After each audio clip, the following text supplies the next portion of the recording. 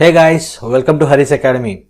In the last session we have learnt about EC2, how to create an EC2 machine, Ubuntu machine to be more precise, and then how to use key pairs and security groups to log into this particular machine, right? We have also seen how to install an Apache web server and also seen how to launch a website page, right? Simple page. So today we are going to learn more in detail about some more details about EC2, right? So today let's see, we have created one EC2 instance which you can see it here, and you can see that this is the IP address which we have used while logging into this EC2 machine, right? So today we are going to see like what happens if there are a few options in this EC2. We will see what happens if I stop the machine, or if I reboot the machine, or terminate the machine. Right, I think terminate we have already seen, like when we do the terminate option, because we have selected that EBS volume also, that root volume also gets terminated, deleted at the moment we have terminated this EC2 instance. It means the entire data will be lost, the entire machine will be completely lost, right? So we will see how it works with all the other options, right? Let us see, like I'll try to stop the instance. Okay.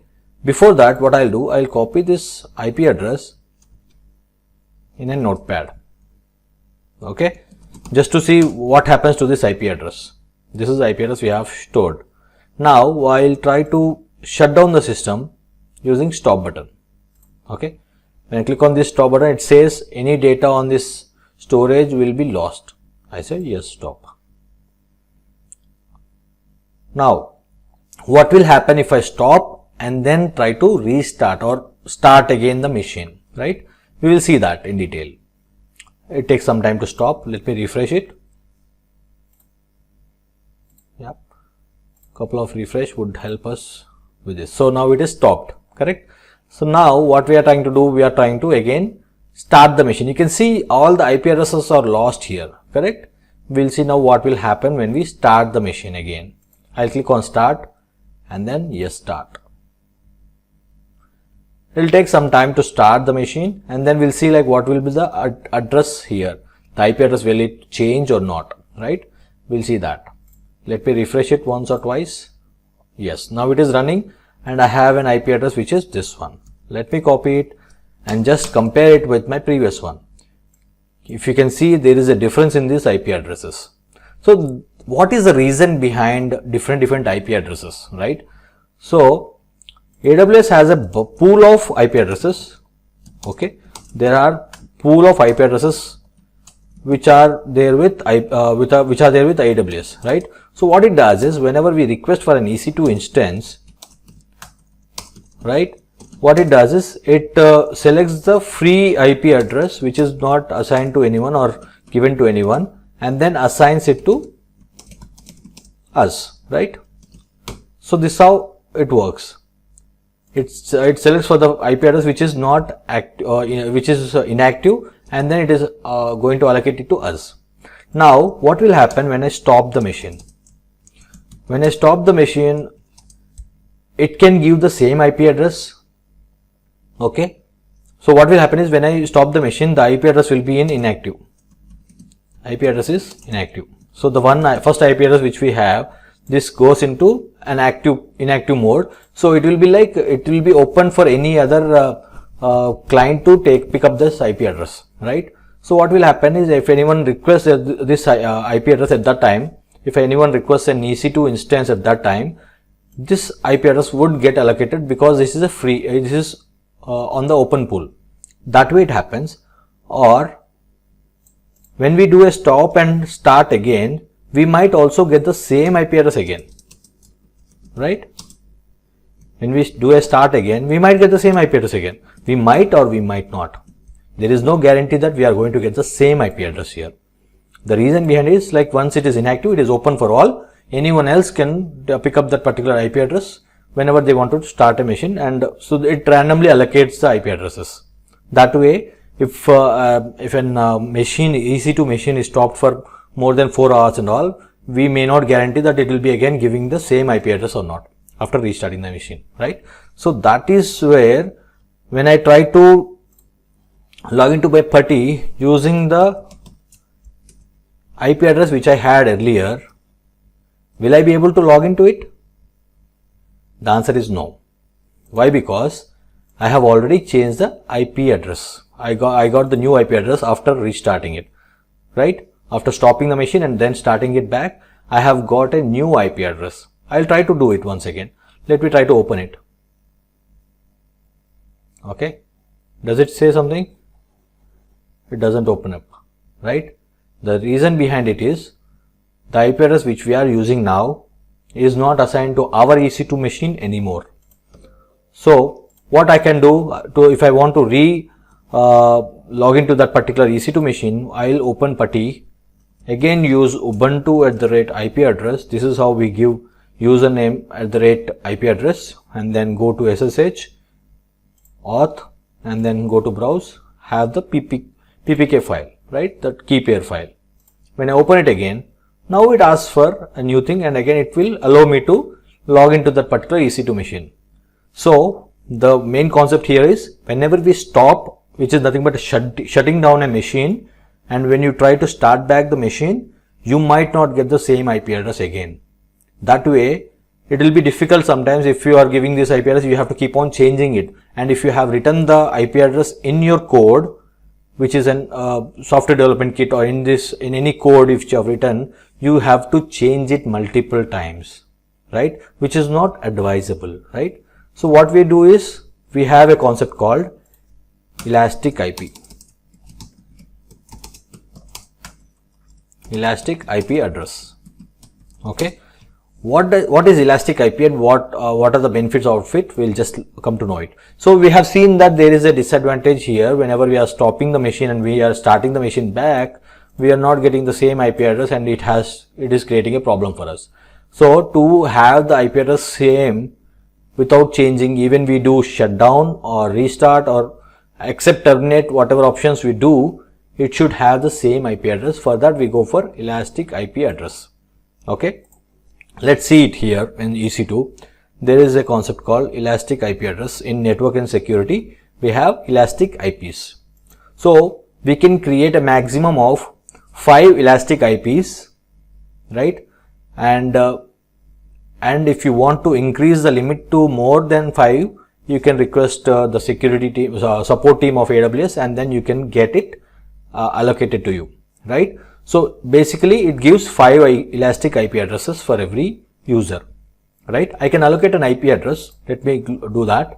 I'll click on allocate elastic IP address, right? Amazon pool of IP addresses, and click on allocate.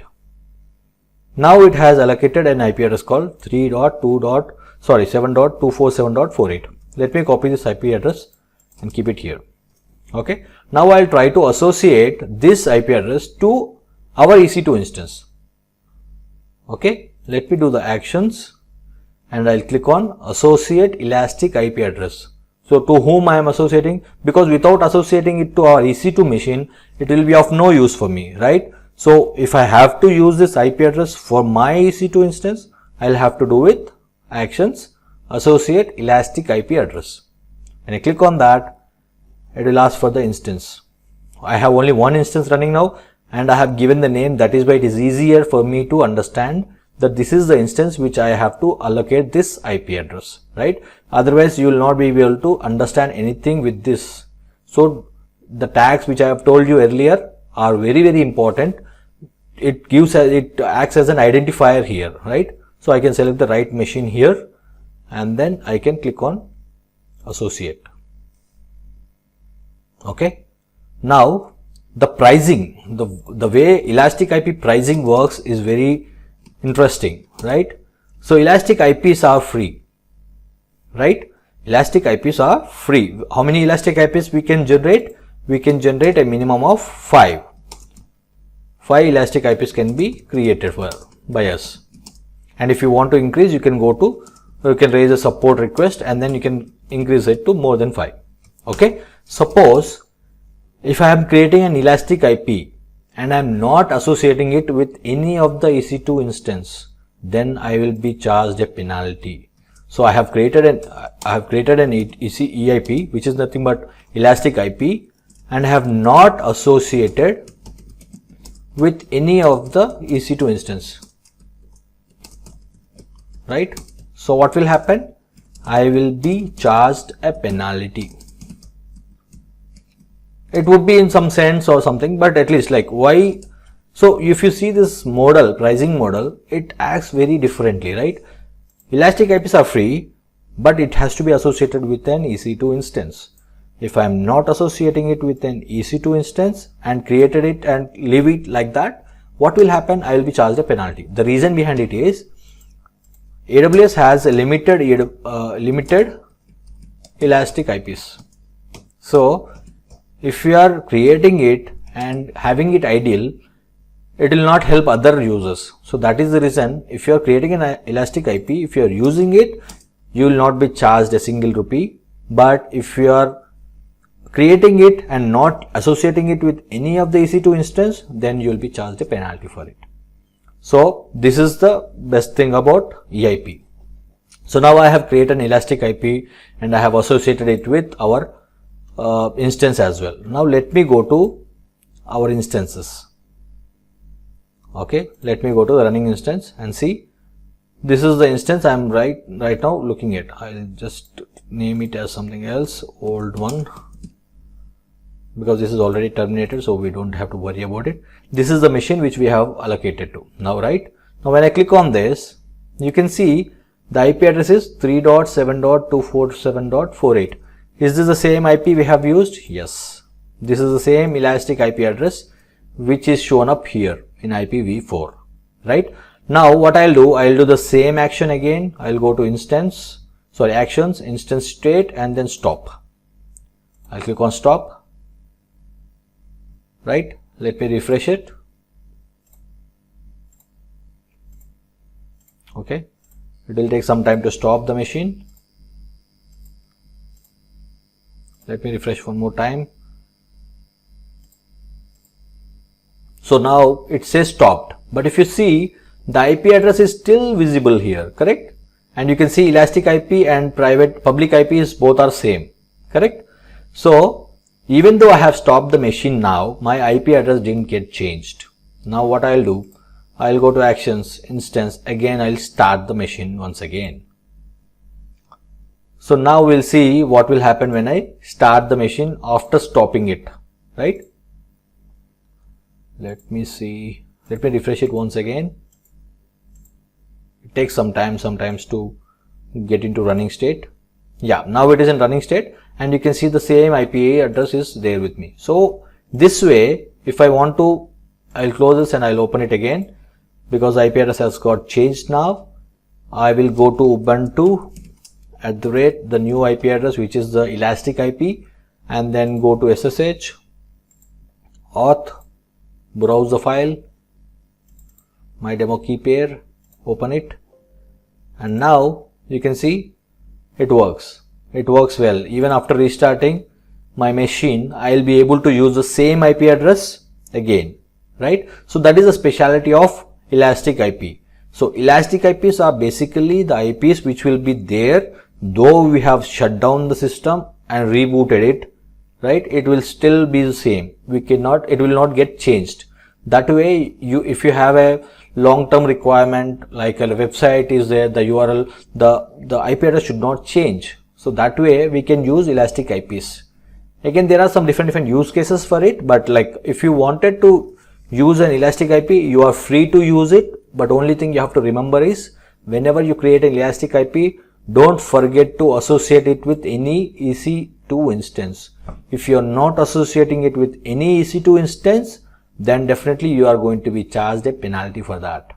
So this is what about elastic IPs. I hope the concepts are very clear on this. In case you have any queries, please let me know in the comment section below.